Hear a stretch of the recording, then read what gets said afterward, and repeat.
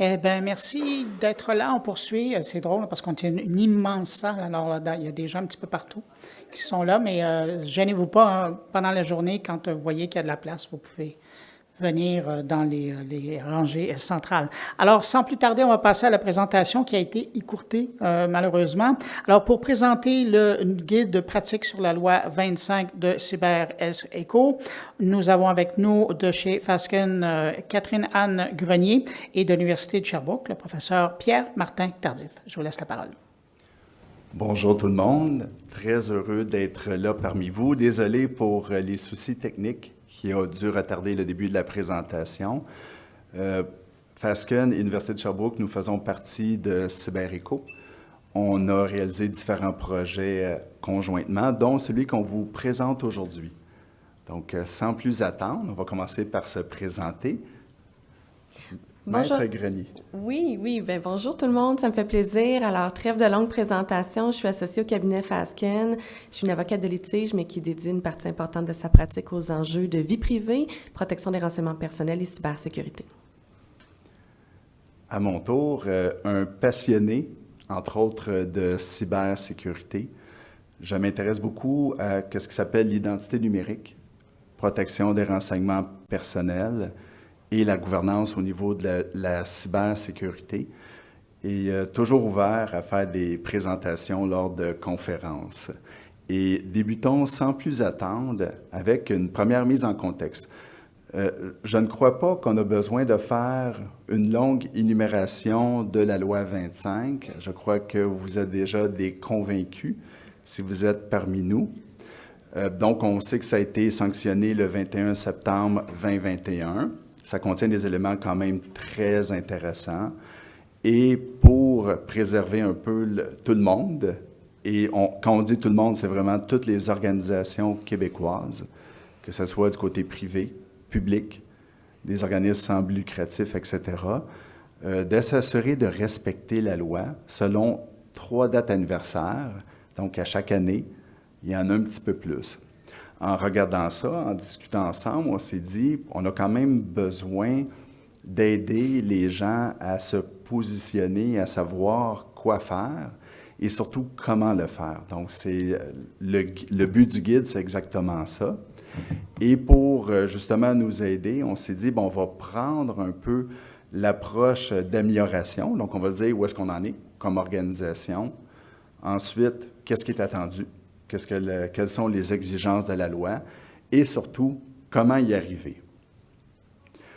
On comprend que parmi les éléments à considérer, le propriétaire de l'organisme devient finalement la personne qui est responsable de la protection des renseignements personnels pour son organisation. Donc, la plus haute responsable, qui n'est pas nécessairement propriétaire finalement. Et l'idée, c'est que cette personne-là va pouvoir déléguer une partie de ses responsabilités à une ou à d'autres personnes dans son organisation. Et on va vouloir rendre ces personnes-là ou cette personne-là, on pourrait dire, publiquement atteignable ou rejoignable pour votre clientèle si j'ai des questions concernant la façon dont vous gérez les renseignements personnels, si j'ai des préoccupations ou si j'aimerais avoir de l'information supplémentaire. Et le projet de loi, justement, dit pour bien y arriver, on doit avoir un minimum de structure au niveau, entre autres, de la gouvernance. Et c'est pour ça qu'on parle de politique au niveau de la protection des renseignements personnels. Et on va même plus loin, ça, on trouve ça intéressant. C'est pas juste une politique au sens large, mais aussi de décrire les pratiques. Donc, qu'est-ce qu'on fait de façon spécifique dans notre organisation lorsqu'on utilise vos renseignements personnels? Et je pense que la plupart de la population québécoise, et même on pourrait penser au niveau mondial, a été sensibilisée au cours de différents événements. Et donc, une des choses qu'on souligne, c'est que si jamais il y a des incidents et qu'on vient modifier finalement votre sécurité comme personne, donc un tiers pourrait utiliser ces renseignements-là peut-être pour usurper votre identité, on oblige finalement de rendre cette information publique-là et d'informer, dans ce cas-ci, la Commission d'accès à l'information. Puis le dernier point que vous avez, la désindexation et aussi la portabilité. La première chose, ça va être un défi de dire rapidement désindexation. Et ça va vous aider à vraiment comprendre que les organisations, quand ils n'ont plus besoin de retenir l'information qui vous concerne, vont devoir empêcher qu'elle devienne accessible autant à l'interne qu'à l'externe par, on pourrait dire, la plupart des personnes dans l'organisation. Et aussi au niveau de la portabilité, si jamais vous voulez changer de fournisseur pour un service qui vous est rendu par une compagnie québécoise, un peu comme si on est en Europe, on force aussi la portabilité. Mais c'est fait de façon étagée et ça, c'est une bonne nouvelle. On pense aussi à un programme de formation. Donc, on veut que les gens dans votre organisation comprennent, et ça, c'est vraiment important, c'est quoi des renseignements personnels, qu'est-ce que je dois faire avec, et comment je dois les gérer, ces fameuses informations. On se rend compte finalement, et ça, c'est dans toute organisation, qu'il y a toujours des nouvelles employés ou des personnes qui n'ont pas été sensibilisées. Et justement, on ramène cette obligation-là au plus haut responsable. Il y a une chose un peu plus complexe qui s'appelle l'évaluation des facteurs relatifs à la vie privée. Cependant, si vous avez accès à des personnes dans votre organisation qui font moindrement de la gestion de risque, finalement, qu'est-ce qu'on vous raconte? C'est que par rapport à la protection des renseignements personnels, vous devez vous assurer finalement de gérer les risques lorsqu'il y a, entre autres, des changements. Le consentement devra être clair et explicite. Ça a toujours été présent dans la loi, mais on vous le rappelle. Et enfin, un processus de traitement des plaintes. Et on s'est demandé, moi et Catherine, lorsqu'on voulait préparer la présentation, avec quoi on aimerait que vous repartiez. Et je laisserai Catherine vous en parler. Bien, absolument. Alors, c'était une très belle mise en contexte.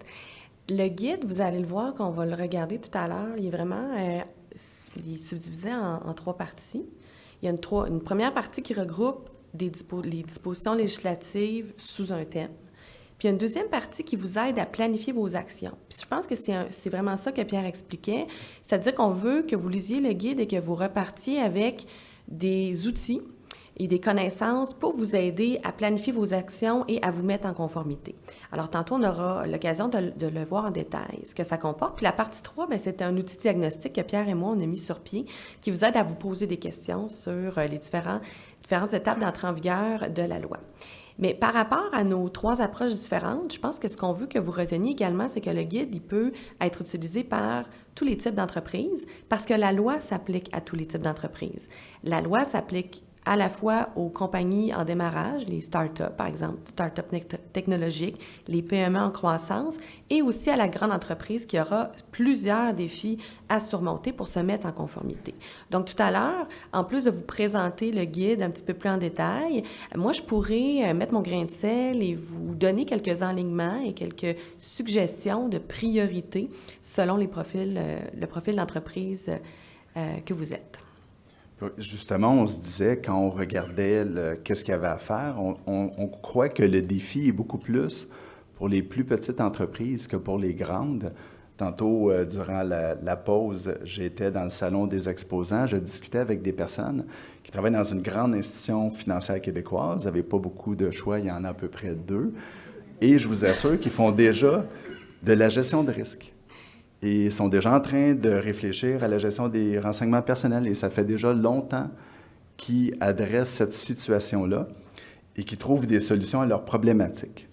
Donc, je crois que l'idée derrière cette loi-là, c'est vraiment les plus petites entreprises. Et c'est notre principale préoccupation. Donc, le guide est peut-être pas pour rassurer les grandes entreprises québécoises, mais plutôt justement pour permettre un transfert de connaissances vers les plus petites organisations. Quand vous êtes 2-3 personnes dans une organisation, ou quand vous êtes peut-être une dizaine, et là-dessus, on peut inclure autant les villes que les start-up ou les PME en croissance, des fois, vous avez besoin d'orientation. Donc, c'est vraiment l'objectif de tout ça. Pierre, si tu me permets une petite blague, là, ton exemple était une bonne illustration d'un renseignement dénominalisé, mais qui n'est pas anonymisé, parce qu'il est possible de trouver la réponse par recoupement. Mais je n'ai pas complètement désindexé l'information que je vous ai transférée, donc c'était possible de deviner. Alors qu'une des choses, ça, je pense, et ça, toutes les organisations, cependant, auront ce défi-là, et merci, ça me fait réfléchir à un point, justement par rapport à l'anonymisation. Le vrai problème, c'est lorsqu'on prend des informations qu'on juge anonymes et qu'on les recoupe ensemble. Pris à l'unité, ça va bien. Hein, on dit c'est toute l'information, on ne peut pas savoir c'est qui.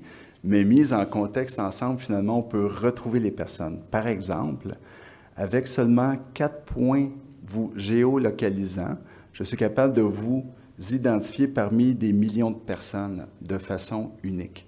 Donc, toutes ces choses-là, vous savez, toute la réflexion et la mise en application des règles avec lesquelles nous allons devoir faire affaire comme société vont devoir être réfléchies et je crois vraiment démocratiser, vulgariser pour qu'on progresse comme société.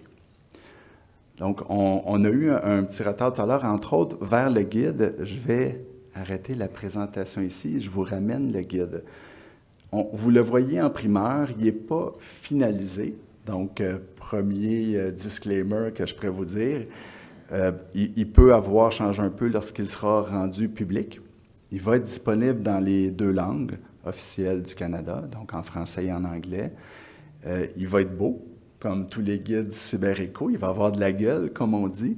Et il s'en vient. Vous voyez déjà sur la page couverture, on annonce avril 2022. Donc, ça s'en vient. Il ne reste pas tant de jours que ça au mois d'avril, finalement. Il est pas mal fini. C'est comme fini. La table des matières, vous voyez, le guide est découpé finalement. Il y a une partie annexe qu'on va vous présenter aussi à la fin. Il y a une première partie où est-ce qu'on revient sur la loi, un peu comme j'ai fait tout à l'heure dans la présentation. Je vais plutôt m'attarder dans la deuxième partie et je vais prendre probablement 2 cas d'utilisation au travers de la partie 2. On ira ensuite dans l'annexe, où est-ce qu'on parle justement des fameuses questions. Et on vous parlera ensuite projeter le guide, projeter les obligations dans les 3 cas d'utilisation qu'on vous a décrits plus tôt. Donc, ici, on voit qu'il y a une description de la loi. On revient sur les différents paramètres. Je ne le lirai pas. Je sais que c'est petit. Si vous êtes dans le fond de la salle, vous avez de la difficulté à lire et c'est normal. Mais c'est pour dire, on finalement revient sur les textes de loi. On a essayé de simplifier le langage. On ne croit pas que vous êtes toutes et tous des juristes confirmés, comme ma collègue ici. Et donc, vous avez besoin quand même de vous approprier le texte et de savoir qu'est-ce qui est important.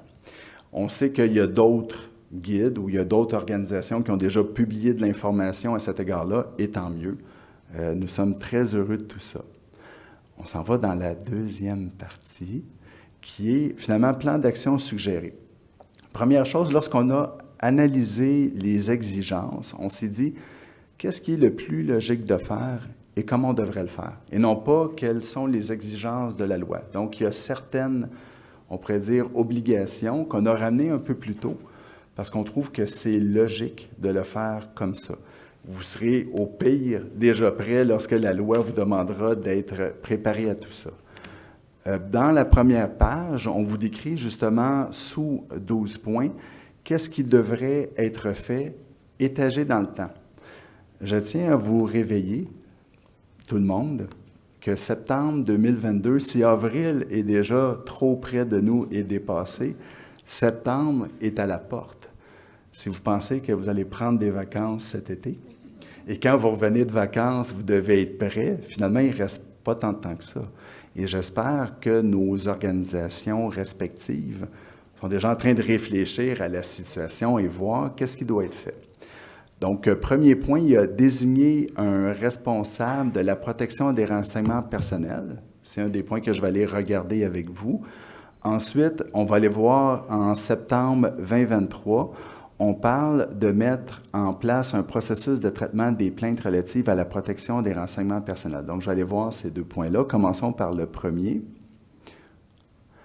Si vous remarquez, il y a une première section qui s'appelle « Information chronologique ». Vous avez, à ce moment-là, qu'est-ce qui est un peu sur la forme d'une gestion de projet. C'est quoi les prérequis pour être capable de faire cette étape? Donc, pour désigner un responsable de la protection des renseignements personnels, bonne nouvelle, prédécesseur, je sais que c'est écrit petit, je vais le lire pour vous, il n'y a aucune activité. Il n'y avait pas finalement de prédécesseur, ça devrait être votre première action. Vous savez que vous êtes déjà responsable, mais que vous pouvez déléguer en tant que responsable de l'organisation à d'autres personnes. Donc, vous devriez avoir une personne qui va être votre partie visiblement au public et aussi à l'interne de votre organisation, qui va vous aider à gérer finalement votre conformité, vos plans d'action et la protection au niveau des renseignements personnels. Successeur, ici, c'est écrit « Créer ou mettre à jour les politiques ». Donc, une fois que j'ai un responsable, ça serait logique que la personne regarde s'il y a déjà des politiques pour les mettre à jour en fonction de ce que la loi demande. Et si c'est inexistant, et je crois que dans les petites organisations, ça sera souvent le cas, vous devrez le formaliser. Ça ne veut pas dire de faire un document de 50 pages que personne lira, mais au moins de fixer les bases de votre responsabilisation comme entreprise face à vos propres employés, à votre clientèle et à vos partenaires. Donc, qu'est-ce que vous voulez en faire? Ici, dans le sommaire, on décrit à chaque fois qu'est-ce que ça veut dire. Dans activité clé, c'est là où est-ce qu'on arrive au comment. Qu'est-ce que vous devriez faire? Donc, pour définir un responsable, bien, si on veut embaucher une personne ou si on veut désigner une personne dans l'organisation, ça serait bien qu'on détermine qu'est-ce qu'on s'attend de la personne, qu'on ait une idée aussi de son profil. Donc, c'est qu'est-ce qu'on vous suggère. Ensuite, on vous suggère de désigner la personne, de la nommer finalement. Si vous devez aller la chercher à l'extérieur de l'organisation, de déterminer des critères d'embauche. Et je tiens à vous dire, lorsque ça sera possible, sur le site de CyberEco, on vous fournira des informations complémentaires. Si elles existent ailleurs, entre autres, on ne veut pas réinventer la roue. Par exemple, sur le site de la Commission d'accès à l'information du Québec, vous aurez des liens vers le site de la Commission d'accès. Ensuite, assurer la formation de la personne responsable. Entre autres, si vous l'avez pris à l'interne, vous devez vous assurer que cette personne-là a les compétences, au moins les connaissances, mais si possible, les connaissances nécessaires pour faire son rôle de façon adéquate. Ensuite, définir, modifier le modèle de gouvernance, et ça, on en parlera plus tard dans les cas d'utilisation, et de publier ses coordonnées sur, si possible, le site web de votre organisation. On sait qu'il y a différentes choses qui existent. On parle du métavers, il y a Facebook, il y a votre site web. Donc, dans tous les endroits où ça serait important. On a aussi, dans cette section-là, facteurs de planification. Donc, qu'est-ce que vous devez tenir compte? Et parmi les choses qu'on vous souligne ici, c'est qu'un processus d'embauche, ça ne se fait pas instantanément, à moins que vous soyez chanceux comme organisation. C'est difficile d'aller chercher des ressources à l'externe. Dans Astuces, on vous dit que c'est une étape critique. Et enfin, les fameux liens dans le guide, il y aura des liens aussi sur le site de CyberEco. Je m'en vais rapidement au 6e point. Donc, au fond, Pierre, toutes Oui. les sections, de ce que j'en comprends, contiennent ces rubriques d'informations chronologiques, les activités clés, les prédécesseurs, les successeurs. Donc, toute cette approche-là de gestion de projet, elle se retrouve dans les différents thèmes qui sont abordés dans le guide. C'est ce que Je pourrais je pas retiens. dire mieux qu'Apriane. Donc, on a structuré le document de la même façon. Donc, je vais vous montrer que c'est exactement les mêmes sections, information chronologique, sommaire, activités clés, facteurs de planification, astuces, ressources disponibles. Et on vous amène finalement dans l'annexe, je vais dépasser dans l'annexe où est-ce que on vous présente l'outil diagnostic. Catherine, si tu veux commencer à en parler un peu. Ben oui, absolument. Alors, l'outil diagnostic, c'est un outil pour éveiller et vous faire poser les bonnes questions et aussi vous aider à identifier vos priorités. Et une fois ces priorités identifiées, vous pouvez vous référer au guide pour les mettre en œuvre puis suivre un processus qui va vous aider à gérer votre projet de conformité. Donc, l'outil diagnostic, il est divisé en différents thèmes, comme on voit un premier thème ici sur la conformité et gouvernance. Donc, pour chacun des thèmes, nous avons structuré une série de questions pertinentes les vraies questions, pour reprendre un terme journalistique apprécié. Et on a également divisé le tout en séquences d'entrée en vigueur de la loi. Je pense que le but du législateur, en faisant une entrée en vigueur par vague et non pas en une seule année comme initialement prévu, c'était pour donner le temps aux entreprises, notamment aux PME, mais aussi aux grandes entreprises, pour se structurer et planifier des travaux et aussi se doter là, des ressources nécessaires qui, comme Pierre l'a expliqué, sont un peu le pilier et la clé de voûte de tout ce déploiement de conformité. Donc, on a un premier thème au niveau de la conformité et la gouvernance, avec une série de questions qui vont éveiller chez vous, j'espère, des réponses et aussi des systèmes d'action. Peut-être qu'on peut aller à la fiche suivante. Vous avez les obligations d'information sous la loi 25. Donc, qu'est-ce que vous devez rendre disponible au public? Les coordonnées du responsable, vos politiques. Donc, il y a certaines choses qui doivent être faites dès 2022 et certaines dès 2023. Ça vient quand même assez vite. De quoi vous avez besoin aussi au niveau de la formation? Parce que c'est bien beau de nommer un responsable, mais cette personne-là, elle doit être adéquatement formée aux besoins. Et aussi, une fois que vous avez monté votre programme de conformité, souvent, ce qu'on va recommander, c'est de donner de la formation adaptée aux administrateurs et aussi aux membres du personnel pour que ceux-ci soient d'abord informés de la conformité qui a été mise en place, d'être capables de comprendre en quoi ça les touche dans leurs actions, quels sont leurs rôles et responsabilités sur le respect de la loi. Mais tout ça, évidemment, ne sera pas du tout le même type de formation qui sera donnée à la personne responsable, qui est une experte, qui est une spécialiste, alors qu'au niveau des membres du personnel, on veut garder ça concret, terre à terre, et que ça leur parle là, dans leur quotidien. Et juste pour vous dire, ne négligez pas cet aspect. Vous seriez surprise de voir combien de personnes dans votre organisation aimeraient avoir cette information-là. C'est comme une obligation légale, mais en réalité, il y a vraiment un souci de curiosité dans vos ressources. Dans les organisations où j'ai vu que ça a été fait, les personnes étaient très, très, très heureuses d'avoir enfin des réponses à certaines des questions qui se sont tout le temps demandées. Bien, au niveau des incidents de confidentialité, c'est une des priorités à considérer pour 2022, septembre 2022. Comme Pierre l'a mentionné, il sera obligatoire de notifier les incidents de confidentialité à la commission d'accès et aux personnes concernées lorsque l'incident remplit certains critères. Là. Puis le critère qu'on a retenu au niveau de la loi, c'est le risque de préjudice sérieux. Mais évidemment, tout ça ne se fera pas en créant ciseaux. Ça vous prend des processus à l'interne. D'abord, des processus pour détecter les incidents, avoir des seuils de sévérité, vous montez un plan de réponse aux incidents, travailler, si possible, avec des gens à l'externe qui vont vous aider à monter des modèles, identifier des fournisseurs également. On est bien mal pris lorsque l'incident survient et qu'il est grave puis qu'on ne sait pas qui appeler.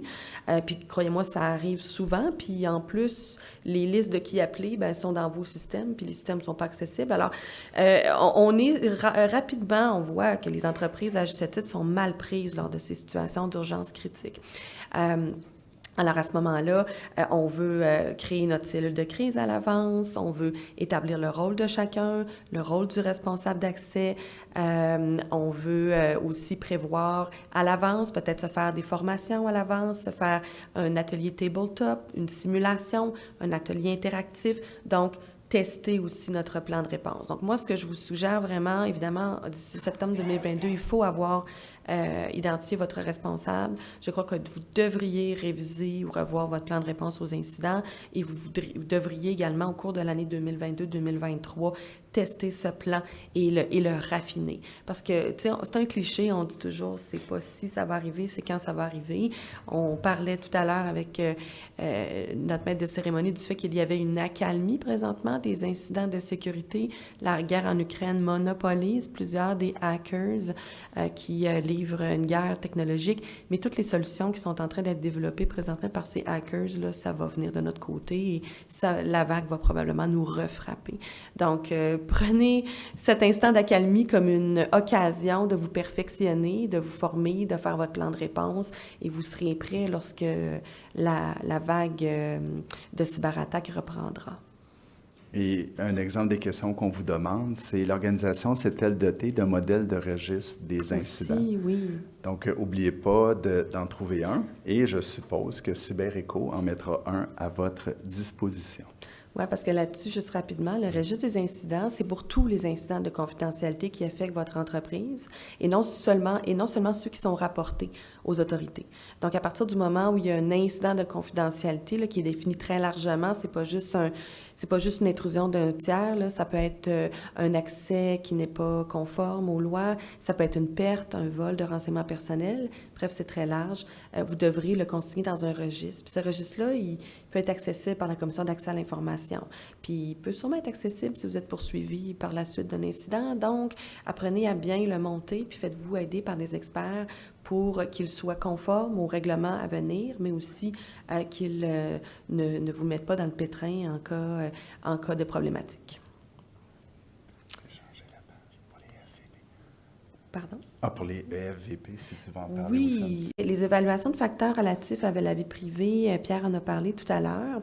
Donc, ce à quoi on essaie de vous sensibiliser, c'est d'abord, est-ce que vous pensez, prévoyez, mener, après l'entrée en vigueur, après 2023, des projets technologiques visés par la loi et qui vont requérir la cueillette, l'utilisation, la communication de renseignements personnels. Donc, d'abord, il faut se positionner par rapport au type de projet identifié dans la loi.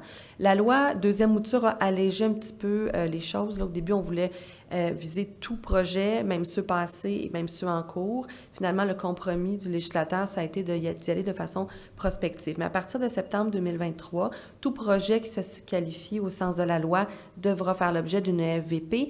Et aussi, les EFVP vont être nécessaires lorsqu'il y aura communication de renseignements personnels à l'extérieur du Québec. Communication incluant aussi donner accès à un tiers situé à l'extérieur du Québec pour traiter ou héberger de l'information.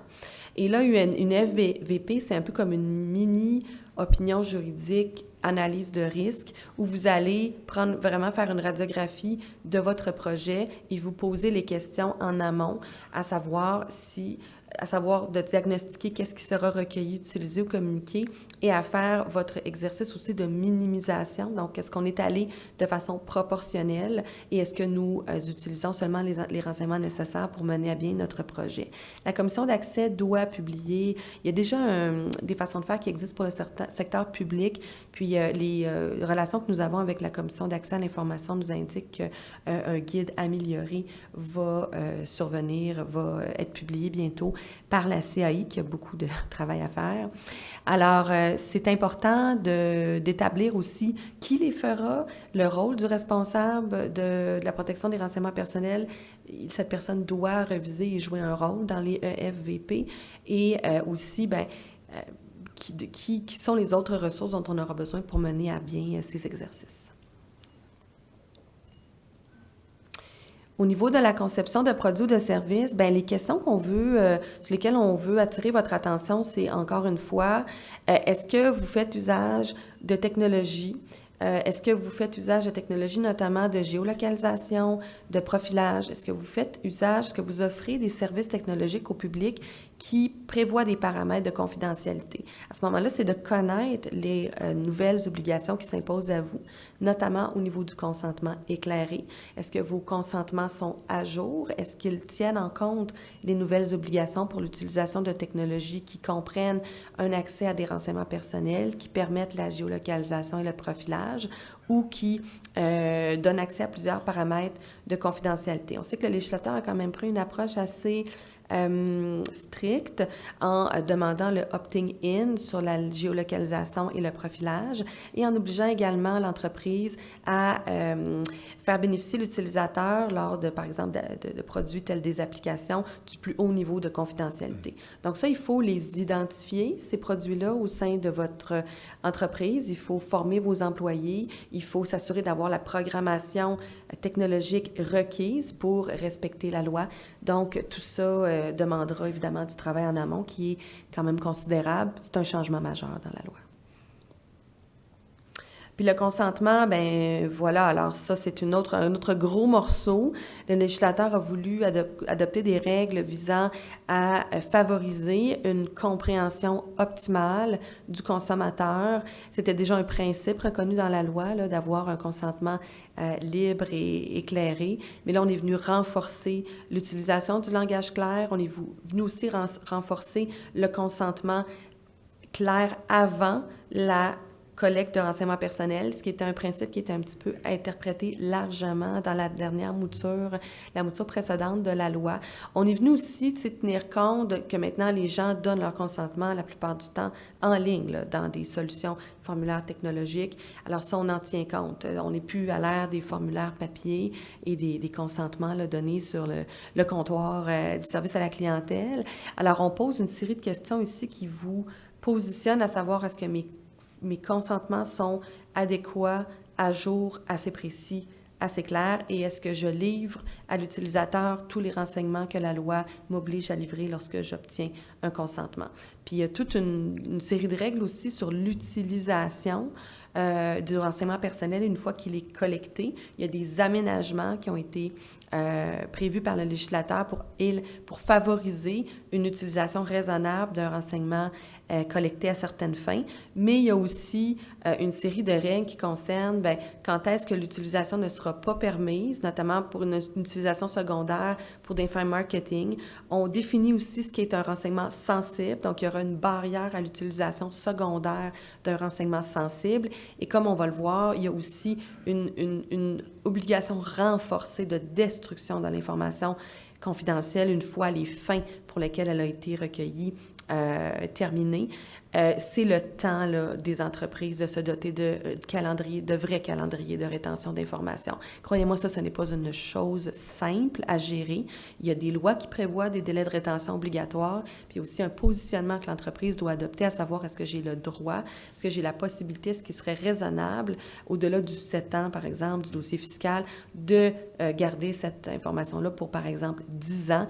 Et ce sera une infraction punissable de sanction, le fait d'avoir gardé des informations sans un cadre de gouvernance et sans un motif raisonnable, sanctions qui sont très importantes, comme on le sait.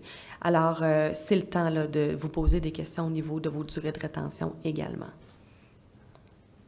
Je pense que ça, j'en ai un petit peu parlé, là. Je veux qu'on se garde du temps aussi pour nos 3 scénarios. Okay. Qu'est-ce que tu en penses? Je suis tout à fait d'accord.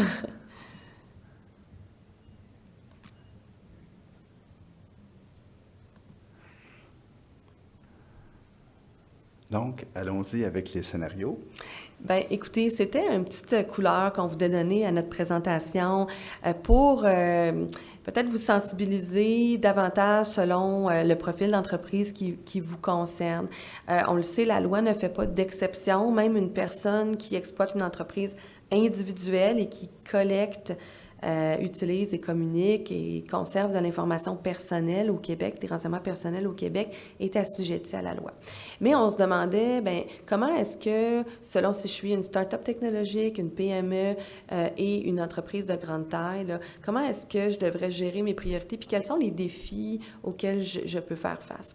Donc, au niveau des compagnies, des start-up, ici, on a pris l'exemple des startups technologiques, bien, je dirais que un des défis des startups technologiques, évidemment, c'est d'acquérir, de faire croître sa valeur et de chercher, comme on le sait, là, à être conforme rapidement et à créer de la valorisation rapidement pour l'entreprise pour bénéficier d'une ronde de financement ou pour peut-être là, faire une transaction de vente éventuellement. Nous, on a un programme pour les startups technologiques au bureau et l'avantage pour ce type de compagnie, lorsqu'ils sont capables de bien valoriser leurs données, de bien valoriser leur propriété intellectuelle notamment, c'est qu'ils ont quand même accès à des programmes, à des subventions, puis aussi à de l'aide professionnelle, comme au bureau, là, avec des aménagements au niveau des honoraires qui font en sorte qu'on peut reporter là, certains frais lorsqu'un premier financement, par exemple, va venir. Donc, je dirais que les startups sont quand même en bonne position là, financièrement pour faire face à la loi lorsqu'ils sont bien accompagner. Et ce qu'on va vraiment viser ici, c'est création de valeur au niveau des données, faire face à la vérification diligente. Donc, on le sait, les acquéreurs et les financiers ouvrent le capot et vont regarder maintenant, en 2022, c'est évident, la gouvernance, la gestion des données personnelles, l'existence de risques, l'existence d'incidents de confidentialité passés.